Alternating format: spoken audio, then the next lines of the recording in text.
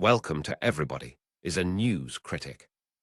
Today we are going to talk about the 10-year reign of Justin Trudeau as Prime Minister of Canada from 2015 to 2025. The media covered him as a young rising star, especially CBC Radio Canada, and that coincided with the large amount of money that the Trudeau government gave to the CBC/Radio Canada. The love affair with the media and the Liberal left started with the 2015 quote. Because it's 2015. But people started to feel that something was odd with Justin Trudeau that was more feminist than most women were. Eternal love is the love that's going to change the future of mankind. So we'd like you to look into We that. like to say people kind, not necessarily mankind, because yeah. it's more inclusive. There we go, exactly. He also started to look infantile in its behavior, which did not always help with dealing with other countries. Take the visit to India, for example, and the video that came out at the same time. Justin Trudeau swept the polls in Canada. A video has emerged of the 43-year-old dancing to Bhangra beats at an event in Montreal. The video was shot much before he became Prime Minister. Furthermore, there was a picture of Justin Trudeau in a blackface partying that did not fit with his pretended persona of a very politically correct and inquisitor of bad behaviors. The photo was taken in 2001 at an Arabian Nights themed gala held at West Point Grey Academy, a private school in Vancouver where Trudeau was teaching at the time. It was said that at 29 years old, Justin Trudeau was not mature enough to know what he was doing.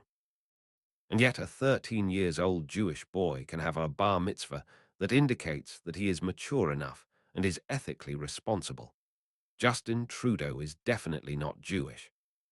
And yet multiple events were announced in the news that would tarnish his reputation, but he appeared unaffected. Early in his term, Trudeau faced allegations of attending Liberal Party fundraisers where donors paid for access to him and ministers. Media reports in late 2016 revealed private events at the homes of wealthy businessmen, including Chinese-Canadian billionaires. Mainstream coverage noted the controversy as conflicting with Trudeau's ethical guidelines, but reported his insistence that no rules were broken.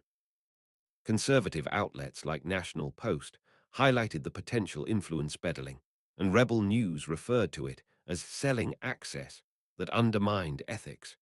Toronto Sun editorials were blunt, accusing Trudeau of backtracking on transparency promises. On May 18, 2016, an impatient Trudeau crossed the aisle in the House of Commons and inadvertently elbowed NDP MP Ruth Ellen Brosseau while trying to hurry along a vote. He apologized repeatedly, calling it an honest mistake in a high-pressure moment. CBC's straight reporting described the incident and apology without dramatic language. In contrast, Rebel News and Toronto Sun dubbed it Elbowgate, suggesting Trudeau's temper flared. Sun columns sarcastically questioned his feminist credentials in light of elbowing a female MP. Trudeau and his family vacationed on the Aga Khan's private Bahamas island in December 2016. In December 2017, the Ethics Commissioner ruled this broke 4 conflict of interest provisions, marking the first time a sitting PM was found in violation of federal ethics law. Mainstream media like Reuters reported the findings matter-of-factly, noting Trudeau's acceptance of the report and pledge to clear future trips. Radio Canada covered it as a major ethical lapse, but included Trudeau's apology.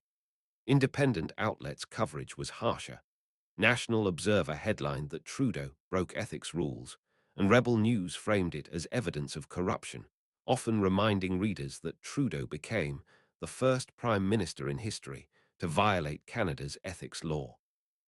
In February 2018, Trudeau jokingly corrected a woman saying mankind to peoplekind during a public queue, and while not a scandal per se, it went viral.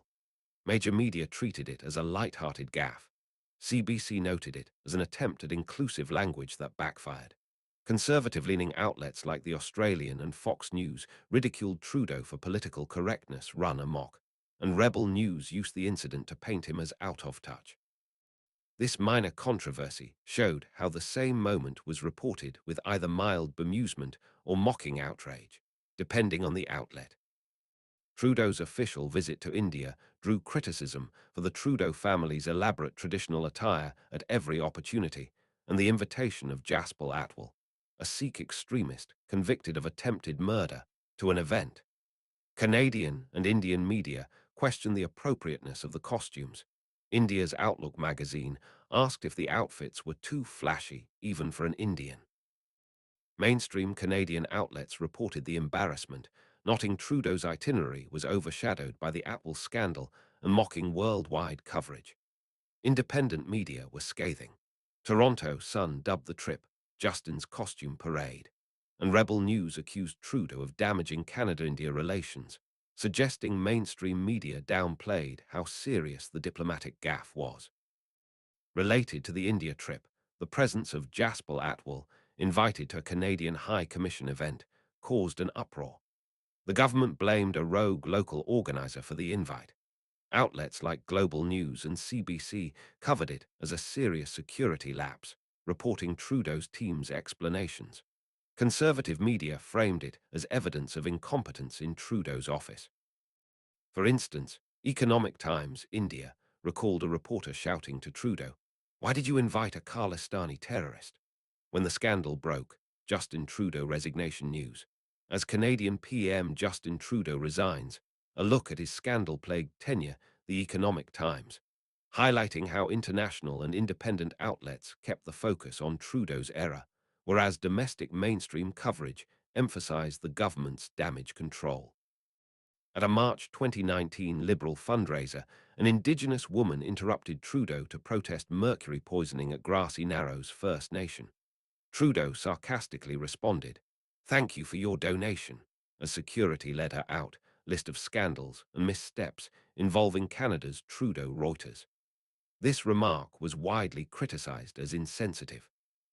CBC Radio Canada reported Trudeau's subsequent apology, framing it as a rare personal misstep hurting his reconciliation image. Outlets like APTN News, Indigenous, and Rebel News were far more critical. The latter argued it revealed Trudeau's true dismissive attitude behind his rhetoric, often mentioning this clip as an example of media ignoring his disrespect versus how they'd treat a conservative PM. 2000 resurfaced in which a female reporter accused Trudeau, then 28, of groping her at a festival in Creston, BC. Trudeau acknowledged the incident and said he apologized at the time, while insisting he did not feel he acted inappropriately. Mainstream coverage, e.g. CBC, included the woman's statement confirming the incident and Trudeau's nuanced apology about differing perceptions. And outlets hammered Trudeau's Me Too hypocrisy, since he had professed zero tolerance for misconduct. National Post and Toronto Sun ran multiple pieces on Gropegate, questioning why this didn't derail him, while suggesting a conservative politician would have been treated more harshly. This contrast underscored perceived media bias. Many right-leaning commentators accused the mainstream press of quickly dropping the story, whereas they themselves kept it alive as a character issue. Arguably Trudeau's biggest political scandal, this erupted in February 2019 when former Attorney General Jody Wilson-Raybould alleged the PMO pressured her to intervene in a prosecution of SNC-Lavalin, a Montreal engineering firm. She resigned from cabinet, as did Treasury Board President Jane Philpott, in protest. An ethics commissioner investigation later concluded Trudeau improperly tried to influence the case, breaching ethics rules. Mainstream media gave this story exhaustive coverage. Even the usually neutral CBC carried extensive testimony details and Trudeau's partial admission. "I was trying to save jobs." Radio-Canada in French Canada covered it prominently, reflecting how damaging it was to Trudeau's feminist, rule-of-law image. Independent outlets were unsurprisingly harsher. Rebel News called it "lave scam" and routinely referred to Trudeau as corrupt over this, while National Post's newsroom and columnists, e.g. Andrew Coyne, condemned Trudeau's political interference in justice. The Toronto Sun ran front-page headlines dubbing him True Deal or Teflon Trudeau when he escaped lasting consequences. Notably, even traditionally liberal-friendly outlets found this scandal serious, but conservative media framed it as proof of criminal behavior and unfitness to govern. The resignations of Wilson Raybould and Philpott were major news themselves. Most mainstream outlets emphasized the principled stance of these ministers and the blow to Trudeau's credibility as a feminist prime minister who promised Indigenous reconciliation. Trudeau's decision to expel both women from the Liberal caucus was covered with nuance by the CBC, focusing on his rationale of lack of trust, whereas independent media portrayed it as vindictive punishment. During the 2019 election campaign, Time magazine published a bombshell photo of Trudeau in brown-face makeup at a 2001 school event. Additional images and a video of Trudeau in blackface on other occasions soon emerged. Trudeau apologized profusely, saying he was deeply sorry and angered at himself. Mainstream media treated this as a serious blow. CBC and CTV News ran his apology speech live, framing it as a personal failing, but noting his efforts to seek forgiveness. Radio Canada discussed the hurt it caused in minority communities, but also aired supportive voices, stressing his record on diversity. Independent outlets were far less forgiving. Toronto Sun and NY Post ran the infamous blackface photo on their covers for days. Rebel News accused Trudeau of racism and mocked his apologies as insufficient given he had often denounced others for intolerance.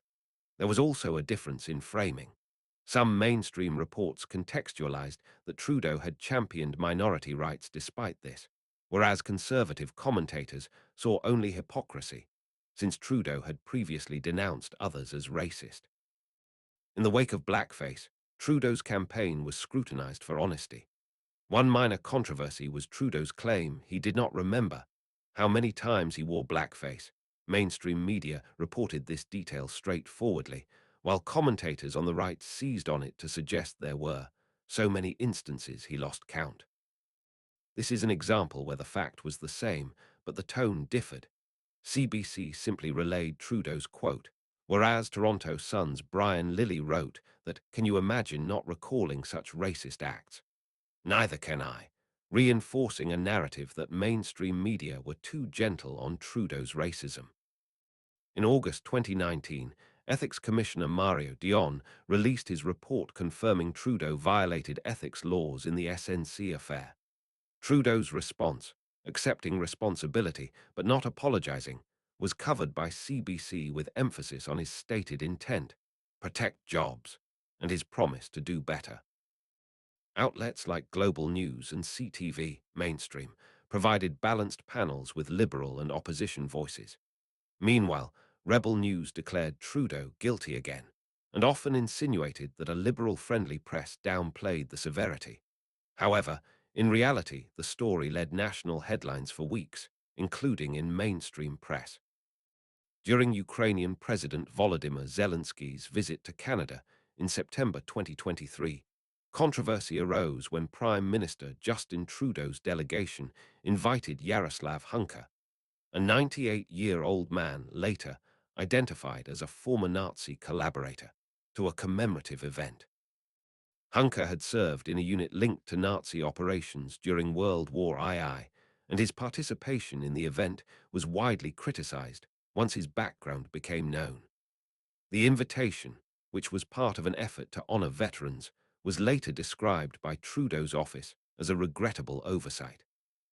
The incident sparked debates in Canada about the vetting process for public figures and raised broader questions about accountability for historical affiliations during significant diplomatic events.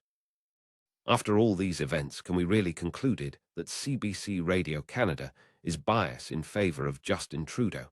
To provide a more objective view, let's look at a word cloud that visualizes word frequency from text. Common words appear larger.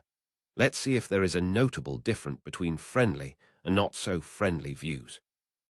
Word cloud of prominent terms in friendly coverage of Trudeau. This visualization from English language content shows emphasis on positive themes. Words like cabinet, gender, women, and diversity stand out, reflecting frequent discussion of Trudeau's gender-balanced cabinet and diversity initiatives. These words suggest that friendly outlets often highlighted Trudeau's optimistic vision, progressive policies, and inclusive values. Even policy terms like childcare, dental care program, middle class, and NAFTA agreement appear, indicating coverage of his social programs and trade deal successes. The prominence of gender and women confirms how much play his feminist credentials and cabinet parity received in positive coverage. In some, friendly media narratives centered on Trudeau's promises of change, diversity, and openness. Word cloud of prominent terms in critical coverage of Trudeau. In stark contrast, this cloud is dominated by negative terms and references to controversies. The word scandal looms large, unsurprising, given how often critical outlets harped on various scandals.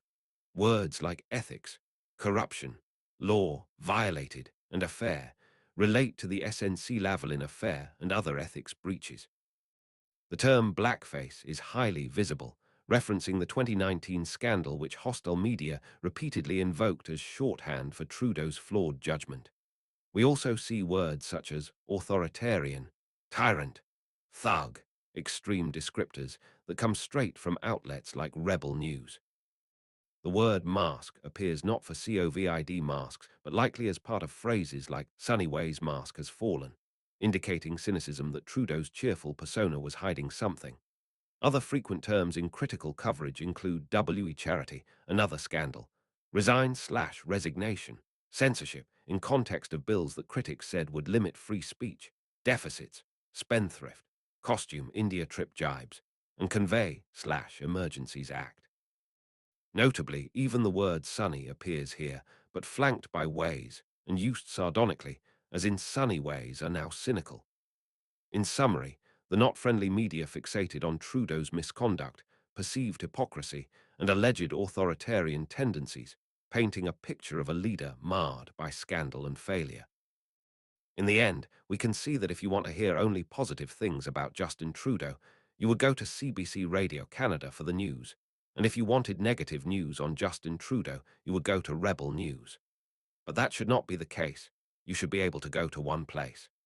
This information comes from sentiment analysis that detects emotions in text using rules as positive, negative, or neutral tone analysis. Of course, the fact the CBC Radio Canada receives their funding from Justin Trudeau's government does put them in a conflict of interest position, and they appear not to do much to hide their favourable bias. So investing that much money into Canada's centralised media pays off for Justin Trudeau. So many scandals and so many positive coverage. So in the end, the best thing that Justin Trudeau did in his 10 years' reign was to buy good coverage.